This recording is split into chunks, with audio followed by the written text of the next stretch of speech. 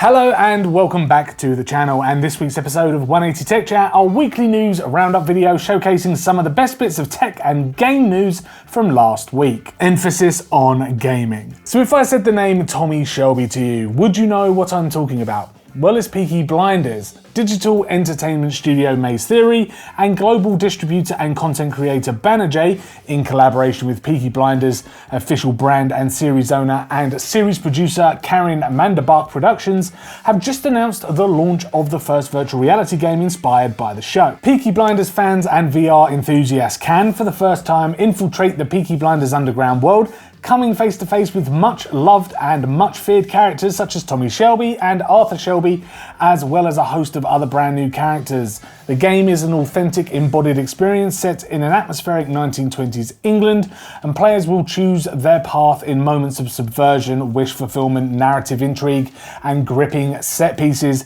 to see how the story will play out. The game is called Peaky Blinders: The King's Random, and it's set for release this year, but a specific date has not really yet been specified. I think this game does have a bit of potential to it. The trailer does look okay, and there is just something about being back in that era in the UK that does really intrigue me. Now then, are you old enough to remember Lemmings? If you're not, then never mind. I mean, I am. I remember playing the original Lemmings on a desktop PC. Windows 95, I think it was. Maybe it wasn't 98. It may be the one before 95, I don't know. But yeah, I remember the original Lemmings. I am sad to say I am that old. But if you don't remember Lemmings, then never mind. But if you are, like me, then those little guys turned 30 years old last year. Very fond memories, digging, building ramps, making sure I got as many of those little guys to safety as possible. A new documentary that shines a light on the iconic video game will premiere for free on YouTube this coming Monday, the 14th at 12 PM GMT, and subsequently be made available for free on demand after. Lemmings, which in 2021 celebrated its 30th birthday, is part of the Britsoft establishment. Now, originally developed by DMA Design in Dundee, which went on to create the Grand Theft Auto franchise, it was first published for the Commodore Amiga by Liverpool-based Psygnosis or Psygnosis, I'm not sure on the pronunciation on that, but it was on Valentine's Day in 1991. The documentary about to drop, called Lemmings Can You Dig It?, was filmed remotely during the pandemic and celebrates this icon of Scottish and UK games culture by speaking to the people behind its original success, while investigating its legacy in gameplay and taking a look at how it inspired some of the world's biggest games franchises ever since. Next up, and it kind of breaks my heart having to talk about this because we've been here before with other games, but Lost Ark, the latest free-to-play MMORPG to hit Steam. It's new, but it's not. It's been out since 2019 over in South Korea, but it's only just getting a global release now. So if you were one that bought a bundle, you will have already had some early access. Well, maybe, if you hadn't sat in queues. And those that didn't want to pay for the early access, you avoided a bullet, I think, a little bit.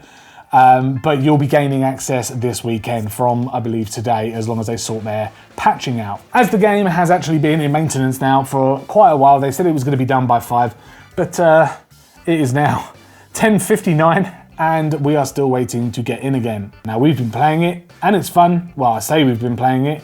I've put maybe 15 hours into Steam so far, and I've only actually played the game for about 2 of those hours because the server queues are absolutely horrendous. They are the worst thing, and Amazon, I cannot believe, haven't learned since the release of New World. And to tell you the truth, from what I have seen, it is fun, and it's got those Diablo feels. It's very Final Fantasy-like, Korean visuals, cute cats running behind you, and little emojis, like Asian-inspired emojis that pop out of your head when you react to something in the world, and like little uwu, like Korean anime character eyes and things like that. It's very Japanese and Asian inspired. So the closest thing I can compare this to at the moment with the experience that I've had is with New World, and that was just riddled with queues on servers, and this is exactly the same. And who's the common denominator?